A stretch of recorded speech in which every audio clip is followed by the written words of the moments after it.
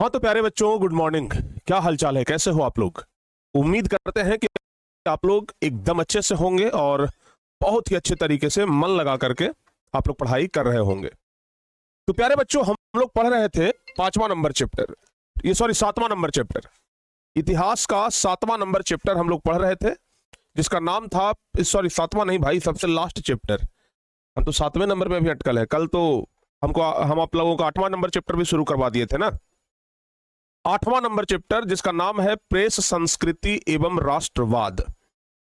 प्यारे बच्चे, इसमें हम आप लोगों को कागज के बारे में बता रहे थे, छपाई के बारे में बता रहे थे कि भाई छपाई का आविष्कार कैसे हुआ, छपाई खाना कैसे खुला, ठीक है ना।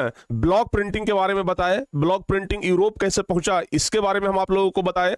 तो ये सब कुछ हम आप लोगों को बता दिए थे। सबसे लास्ट में हम आपको बताए थे छपाई खाना के बारे में, याद रखिए, प्रिंटिंग प्रेस के बारे में बताए थे। सबसे लास्ट टॉपिक हमारा प्रिंटिंग प्रेस वाला ही था कि गुटेनबर्ग जो था उसने क्या किया था, प्रिंटिंग प्रेस का आविष्कार किया।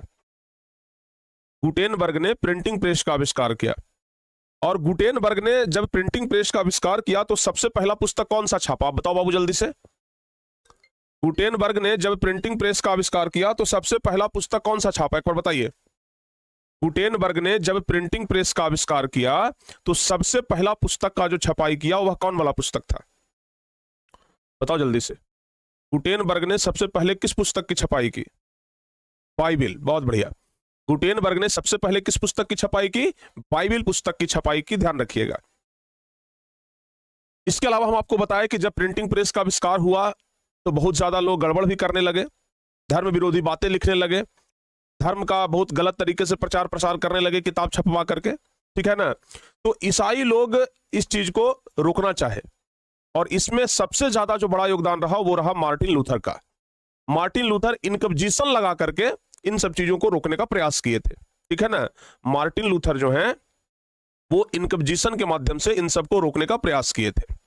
अच्छा, जो ईसाई धर्म प्रचारक थे, ये भी याद रखिएगा कि जो ईसाई धर्म प्रचारक थे, मतलब जो ईसाई धर्म का प्रचार प्रसार करने वाला व्यक्ति थे, उनका भी बहुत महत्वपूर्ण योगदान रहा, ठीक है ना। भारतीय प्रेस के विकास में हम कह सकते हैं कि भारतीय प्रेस के विकास में, भारत की अगर हम बात करें तो भारत के प्रेस में जब ये भारत के प्रेस का जब विकास हुआ तो वहां ईसाई धर्म प्रचारकों का ना बहुत ज्यादा योगदान रहा है। क्योंकि अगर बात करें प्यारे बच्चों 16वीं सदी का, ठीक है ना, तो 16वीं सदी की हम बात कर रहे हैं, अब अपने भारत की बात कर रहे हैं कि भारत में किस तरीके से भारतीय प्रेस का विकास हुआ। तो भारत में अगर प्रेस का विकास के बारे में बात करें, भारत में प्रेस का विकास, भारत में प्रेस का विकास, तो अगर भारत में प्रेस के विकास के बारे में अगर हम बात करें तो हम लोगों को जाना होगा 16वीं सदी में। कहां जाना होगा? 16वीं सदी में जाना होगा, ठीक है ना। 16वीं सदी में जाना होगा। कहां जाना होगा बाबू? 16वीं सदी में जाना होगा। तो 16वीं सदी में क्या हुआ? भारत में प्रेस का विकास का अगर बात करें तो 16वीं सदी में जाना होगा। और 16वीं सदी में हम बात करते हैं गोवा का। कहां का बात करते हैं? गोवा, जो कि समुद्र के किनारे बसा हुआ एक बड़ा प्यारा सा बहुत सुंदर सा राज्य है, ठीक है ना, बहुत सुंदर सा शहर है हम कह सकते हैं। अब वहां जो पुर्तगाल, जो धर्म प्रचारक पुर्तगाल से आए थे, ठीक है ना, ईसाई धर्म का प्रचार करने वाले जो धर्म प्रचारक थे जो पुर्तगाल से आए थे, वो पुर्तगाली धर्म प्रचारक पहली बार आकर के गोवा में छापा खाना खोलते हैं, ठीक है ना। जो पहली बार गोवा में आकर के ईसाई धर्म प्रचारकों ने पुर्तगाली, ऐसे लिखिए, पुर्तगाली धर्म प्रचारकों ने, पुर्तगाली धर्म प्रचारकों ने, पुर्तगाली धर्म प्रचारकों ने, ठीक है ना, पुर्तगाली धर्म प्रचारकों ने छापा खाना खोला, छापा खाना खोला। यानी कि जो भारत के अगर बारे में बात करें तो भारत में छापा खाना किस तरीके से खुला? तो जो पुर्तगाली धर्म प्रचारक थे, ठीक है ना, जो पुर्तगाल से आए थे और गोवा में आए, तो गोवा में आकर के पहला छापा खाना खोले, ठीक है। अच्छा, अब जो पुर्तगाली लोग भारत में आए थे, जो पुर्तगाली लोग भारत में आए थे, वो भारत के स्थानीय लोगों से एक भाषा सीखे, ठीक है ना। जो पुर्तगाली लोग भारत में आए थे, ये पुर्तगाली लोग स्थानीय लोगों से एक भाषा सीखे। उस भाषा का नाम था, ध्यान रखिएगा, कोंकण। भाषा का नाम था, ध्यान रखिएगा, कौन सा भाषा? कोंकण भाषा। तो पुर्तगाली लोग कोंकण भाषा सीखे और फिर कोंकण भाषा सीखने के बाद कोंकण भाषा में ढेर सारा पुस्तक भी छाप दिए। ठीक है ना, ढेर सारा पुस्तक भी छापे। मतलब पहले तो पुर्तगाल से जो ईसाई धर्म प्रचारक थे वो गोवा आते हैं, गोवा में आकर के छापा खाना खोलते हैं और फिर वहां के स्थानीय लोगों से कोंकण भाषा सीख करके और कोंकण भाषा में किताब की छपाई भी करते हैं। ठीक है ना। उसके अलावा कुछ जो पुर्तगाली धर्म प्रचारक थे वो तमिल भाषा में भी पुस्तक छाप दिए। भारत में मतलब पुस्तक छपाई का गति धीरे धीरे गति पकड़ रहा था। भारत में पुस्तक छपाई का स्पीड जो है वो धीरे धीरे बढ़ रहा था। अब भारत में 1674 ईस्वी तक एक डेटा आपके किताब के अनुसार कहता है बाबू कि 1674 ईस्वी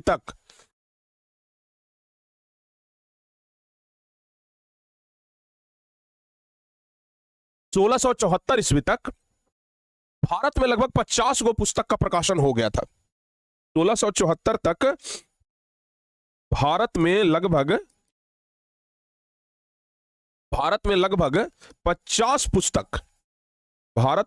50 पुस्तक प्रकाशित हो गया था। भारत में लगभग कितना पुस्तक बाबू, तो ध्यान रखिएगा 50 पुस्तक प्रकाशित हो गया। भारत में लगभग 50 पुस्तक क्या हो गया था, प्रकाशित हो गया था, ध्यान रखिएगा। ठीक है ना, भारत में लगभग 50 पुस्तक प्रकाशित हो गया था। क्लियर। 1674 ईस्वी तक, 1674 तक भारत में लगभग 50 पुस्तक प्रकाशित हो गया। अच्छा, जो डच भाषी लोग थे, जो डच धर्म के प्रचारक थे, कुछ चूंकि भारत में व्यापार करने के लिए तो कुछ पुर्तगाली भी आए थे, कुछ डच भी आए थे, सब लोग आए थे ना। तो भारत में लगभग 50 पुस्तक प्रकाशित हुआ, जो पुर्तगाली भाषा में था, कोंकण भाषा में था, कन्नड़ भाषा में था, ये सब। लेकिन डच भाषी भी किताब की छपाई में पीछे नहीं रहे। डच भाषी लोग भी किताब की छपाई बहुत जोर शोर से किए। ठीक है ना। उन्होंने क्या किया, डच भाषी लोग जो आए थे, डच भाषी लोगों ने क्या किया कि जो पहले से पुस्तक था उसका अनुवाद वो कर दिया। जिस भाषा में लोग पढ़ना चाहते थे ना, उसी भाषा में अनुवाद करके पुस्तक का छपाई कर दिया। और इस तरीके से पुर्तगाली लोगों की वजह से और डच भाषी लोगों की वजह से भारत में भी जो पुस्तकों का जो दौर है वो शुरू हो गया। भारत में भी पुस्तकों का दौर क्या हो गया, शुरू हो गया। सर बुक ऑर्डर कैसे करें, स्कैनर नहीं आ रहा है। अच्छा, स्कैनर नहीं आ रहा है। स्कैनर नहीं आ रहा है तो और भी पेमेंट का बहुत सारा ऑप्शन होगा ना। स्कैनर अगर नहीं आ रहा है तो पेमेंट का और भी बहुत सारा ऑप्शन है, किसी से भी कर लीजिए। आज हम एक शॉर्ट वीडियो बना करके डाल देते हैं कि अगर स्कैनर नहीं आ रहा है तो कैसे किताब का ऑर्डर कर सकते हैं। ठीक है ना। ऑर्डर अगर किताब कर दिए हैं तो मैसेज आए चाहे ना आए, आपका किताब ऑर्डर हो गया है। वहां तो स्टेटस दिखाएगा ही, टारगेट वुड स्टोर पर नहीं तो स्टेटस दिखाता है। ठीक है। तो क्वेश्चन जो कि एक बहुत जबरदस्त पूछता है कि भारतीय प्रेस के विकास में ईसाई धर्म प्रचारकों की क्या भूमिका है।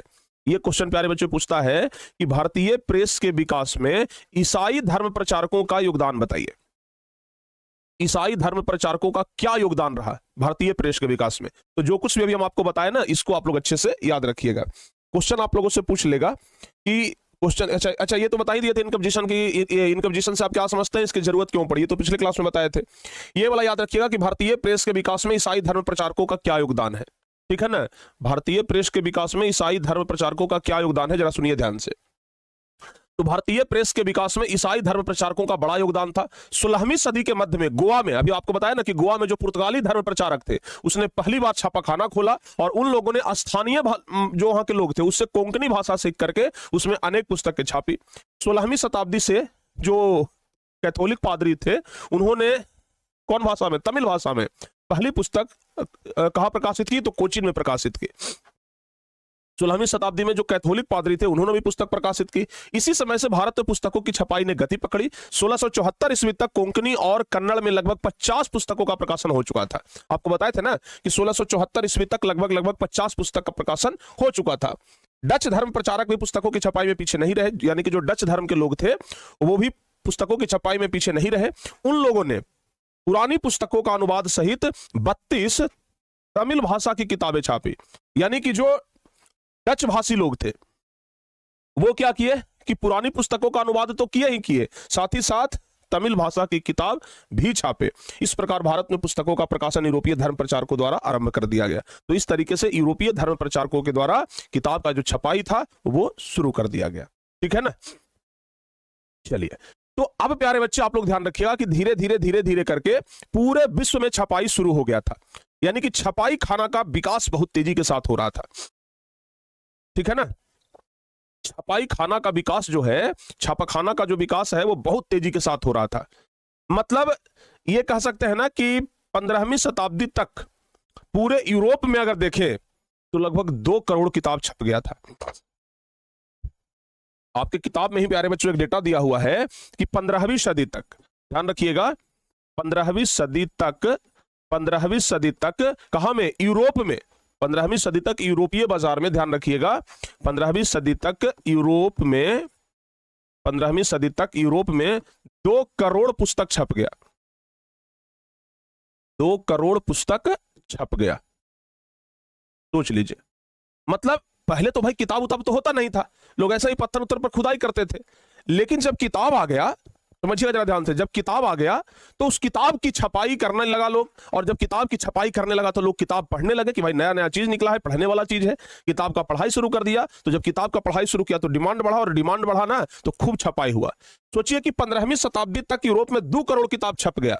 और अगर 16वीं सदी की बात करें तो 16वीं सदी तक 20 करोड़ किताब छप गया। 16वीं सदी तक 20 करोड़ किताब छप गया। सोच लीजिए, 16वीं सदी तक 20 करोड़ किताब छप गया।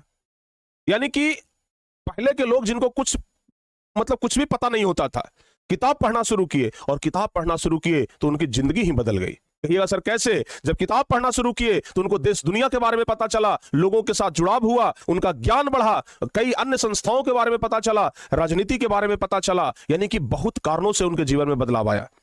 ठीक है ना। तो जब किताब छपा और किताब जब आम लोग पढ़ना शुरू किए तो उनका जीवन ही जैसे बदल गया हो। आप खुद अंदाजा लगाइए ना, इमेजिन करिए ना कि आज हम लोग किताब पढ़ते हैं, कितना बढ़िया लगता है। सोचिए कि अगर किताब होता ही नहीं तो क्या होता, सोच करके देखिए। किताब अगर होता ही नहीं तो क्या होता, आप लोग सोच करके देखिए। सर आप वोट नहीं देंगे? बिल्कुल वोट देंगे भाई, काहे नहीं वोट देंगे। 5 साल में एक बार वोट आता है, लोकतंत्र है, लोकतंत्र में सबको वोट देना है। हम भी जा रहे हैं वोट देने के लिए। ठीक है ना। मैं भी ये वाला क्लास करके अब वोट देने के लिए निकलेंगे। ठीक है ना। दोपहर में 1 बजे वाला क्लास देखिए, अगर समय से हम अपने गांव जा रहे हैं ना वोट देने के लिए, तो अगर आ गए तो ठीक है, अगर नहीं आए तो फिर आज का क्लास भी मिस हो जाएगा। लेकिन वोट देना तो बहुत जरूरी है। अगर लोकतांत्रिक देश में रहते हैं तो आपको वोट जरूर देना चाहिए। ठीक है ना। आप लोग की तरफ तो वोट पड़ना शुरू हो गया होगा, हैं? आप लोगों की तरफ तो वोट पड़ना शुरू हो गया होगा। ठीक है। चलिए, तो प्यारे बच्चों धीरे धीरे धीरे धीरे करके किताब लोग पढ़ना शुरू कर दिए। लोगों का जीवन एकदम किताब की वजह से बदल गया। ठीक है ना। लेकिन सबसे ज्यादा जो लोकप्रिय व्यक्ति हुए वो मार्टिन लूथर हुए। ठीक है ना। क्योंकि उन्होंने धर्म सुधार आंदोलन की शुरुआत की थी।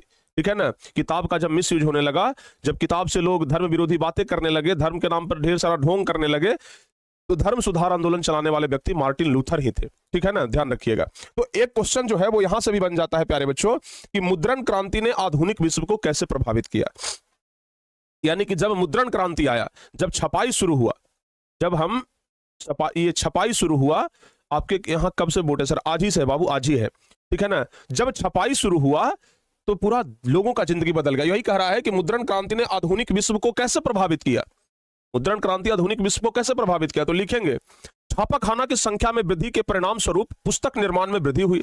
यानी कि छापाखाना की संख्या में जब वृद्धि हुआ तो पुस्तक के निर्माण में भी वृद्धि हुआ, क्योंकि भाई छपाई करने वाला मशीन बढ़ा तो किताब भी ज्यादा छपने लगा।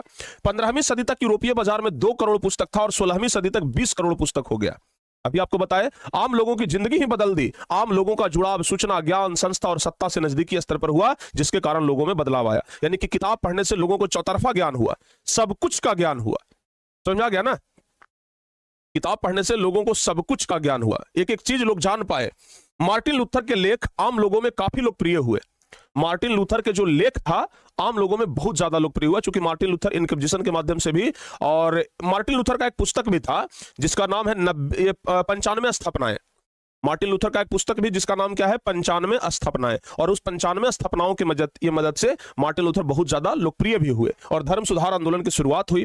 धर्म सुधार आंदोलन के नए विचारों का फैलाव काफी तेज गति से आम लोगों तक पहुंच रहा था। तो इस तरीके से प्यारे बच्चों ध्यान रखिएगा कि मुद्रण क्रांति ने आधुनिक विश्व को बहुत प्रभावित किया। मुद्रण क्रांति ने आधुनिक विश्व को बहुत ज्यादा प्रभावित किया। तो आप ये देख रहे हैं पूरे विश्व की बात कि भाई मुद्रण क्रांति आया, सबसे पहले तो चाइना ने कागज का आविष्कार किया, फिर जर्मनी में छापाखाना शुरू हुआ, फिर धीरे धीरे पुस्तक छपने लगा, भारत में भी पुस्तक छपने लगा। ये सब ना बहुत तेजी के साथ हो रहा था। भारत में पहले पांडुलिपि चलता था। भारत में जब छापाखाना नहीं था तो पहले पांडुलिपि चलता था। और भारत में तो आपको बता ही दिए कि प्रिंटिंग प्रेस का स्थापना का उद्देश्य भारत में किसको जाता है, अभी बताया ना कि पुर्तगाली लोग गोवा में आए थे और गोवा में आकर के छापा खाना खोले थे। तो भारत में सबसे पहले 16वीं सदी में पुर्तगालियों को ही श्रेय जाता है भारत में प्रिंटिंग प्रेस खोलने का। अगर आपसे कोई पूछ दे कि भारत में प्रिंटिंग प्रेस की स्थापना का श्रेय किससे जाता है तो बताइएगा पुर्तगालियों को, ठीक है ना। भारत में पुर्तगालियों को ही प्रिंटिंग प्रेस का श्रेय दिया जाता है कि भाई पुर्तगालियों के कारण ही भारत में इतना जल्दी प्रिंटिंग प्रेस आ गया था। नहीं तो भारत में जब प्रिंटिंग प्रेस नहीं था तो पांडुलिपि लोग लिखते थे और पांडुलिपि को बढ़िया से लिखते थे। देखिए ना पांडुलिपि कैसा लगता था, दिखाएं, देखिए ये होता था प्यारे बच्चे पांडुलिपि, देख लीजिए इस तरीके से लिखते थे और लिखने के बाद इसके ऊपर बढ़िया से जिल्द लगाते थे। जैसे हम लोग पहले नया किताब जब खरीदते थे ना तो किताब के ऊपर में पॉलिथीन का जिल्द लगाते थे ताकि किताब फटे ना, उसका कवर जो है वो सुरक्षित रहे। उसी प्रकार से पांडुलिपि को जब पहले लिखा जाता था तो इसके ऊपर जिल्द मढ़ा जाता था ताकि ये फटे नहीं, और बीच में छेद करके और इसको धागा से सिया जाता था ताकि एक जगह पर सब व्यवस्थित रहे। तो इस तरीके से करके पांडुलिपि तैयार किया जाता था, ठीक है ना। इस तरीके से करके पांडुलिपि तैयार किया जाता था। राहुल कुमार पूछ रहे हैं सर मुद्रण क्रांति क्या है? वही जो किताब छपाई का कार्य जो शुरू हुआ, ठीक है ना, मुद्रा का ये मुद्रण का जो आविष्कार हुआ। मुद्रण मतलब रुपया पैसा मत समझिएगा, नहीं तो फिर आप लोग इकोनॉमिक्स की भाषा समझ जाएंगे। मुद्रण परीक्षा, अगर यही चीज इकोनॉमिक्स में पढ़ना हो ना तो हम लोग मुद्रा मतलब रुपया पैसा समझ जाते हैं। इकोनॉमिक्स में मुद्रा का मतलब क्या समझते हैं, रुपया पैसा, लेकिन मुद्रण कहने का मतलब होता है प्यारे बच्चों छपाई, किताब की छपाई, ध्यान रखिएगा। तो भारत में 16वीं सदी में प्रिंटिंग प्रेस का स्थापना हुआ, श्रेय दिया गया पुर्तगालियों को, लेकिन उससे पहले पांडुलिपि लिखा जाता था। इसी प्रकार का पांडुलिपि होता था जिसको कि लिखने के बाद बढ़िया से इसको सुरक्षित रखने के लिए इसके ऊपर से जिल्द मढ़ा जाता था और बीच में छेद करके प्यारे बच्चे इसको धागा से सी दिया जाता था, ठीक है ना, और यह हाथ से तैयार किया जाता था। लेकिन जब भारत में छपाई खाना शुरू हुआ, भारत में जब छपाई खाना का प्रारंभ हुआ, भारत में जब छपाई शुरू हो गया तो यहां समाचार पत्र का दौर बढ़ा। भारत के लोगों को समाचार मिलते रहे, इसलिए न्यूज़पेपर का जमाना आया, ठीक है ना। इसलिए क्या आया, न्यूज़पेपर का जमाना आया। और जब न्यूज़पेपर का जमाना आया तो बहुत अधिक की संख्या में यहां न्यूज़पेपर छपने लगा। तब तक अंग्रेजों का शासनकाल भी आ गया था, ठीक है ना। आप लोगों को याद करिए, पढ़ाए थे वर्नाक्यूलर प्रेस एक्ट, याद है कि हिंदी का न्यूज़पेपर और अंग्रेजी का न्यूज़पेपर दोनों छपता था। तो अंग्रेज लोग हिंदी के न्यूज़पेपर को बंद करवा दिए, उसी को कहते हैं वर्नाक्यूलर प्रेस एक्ट, याद है आप लोगों को ना। तो ध्यान रखना बाबू, भारत में ना न्यूज़पेपर का दौर शुरू हो गया था, भारत में अखबार का दौर प्रारंभ हो गया था, समझ में आ रहा है ना। तो अब हम आप लोगों को बताएंगे कि उस समय भारत में कौन कौन सा समाचार पत्र का स्थापना हुआ, भारत में कौन कौन से समाचार पत्र का स्थापना हुआ, ये हम आप लोगों को बताएंगे, ठीक है, क्लियर।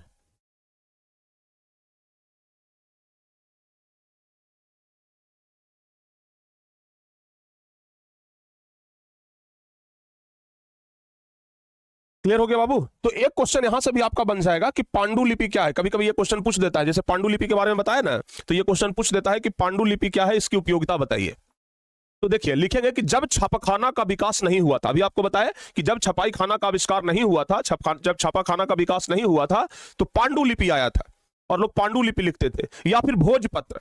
तो देखिए लिखा हुआ है कि जब छापाखाना का विकास नहीं हुआ तो इसके पहले भोजपत्र। अब भोजपत्र क्या होता है, बहुत सारे बच्चों को पता नहीं कि भोजपत्र, देखो बाबू भोजपत्र क्या होता था ना कि जो पेड़ का छाल होता था उसको उखाड़ लिया जाता था, और खास करके एक पेड़ होता है वर्च, ठीक है ना, वर्च का छाल, वर्च का छाल, हिमालयन वर्च, हिमालय क्षेत्र में एक पेड़ पाया जाता है वर्च, और उसका छाल उखाड़ा जाता था और उस पेड़ के छाल पर ही लिखा जाता था, ठीक है ना, पेड़ के छाल पर ही लिखा जाता था, और पेड़ के छाल पर जो लिखा जाता था उसको भोजपत्र कहते थे।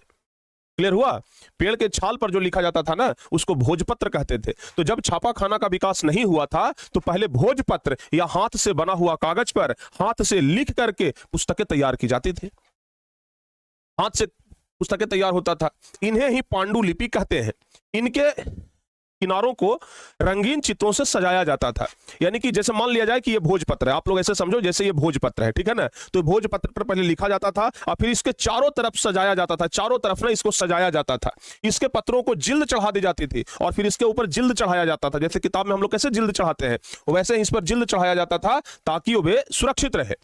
पांडुलिपि बनाने की विधि बहुत कठिन और महंगी थी, क्योंकि पेड़ का छाल उखाड़िए, फिर उस पर लिखिए, फिर उसको चारों तरफ से मढ़िए, फिर जिल्द चढ़ाइए, तो बड़ा कठिन प्रोसेस था, ठीक है ना। पांडुलिपि लिखना भी बड़ा कठिन था। इसलिए संस्कृत, पाली, प्राकृत, क्षेत्रीय भाषाएं, अरबी तथा फारसी में ऐसी असंख्य पांडुलिपियां तैयार की गई। सोचिए, पहले इतना कठिन था लिखना, लेकिन फिर भी बहुत अधिक की संख्या में संस्कृत, पाली, प्राकृत, क्षेत्रीय, अरबी, फारसी ये सब पांडुलिपि तैयार हुआ।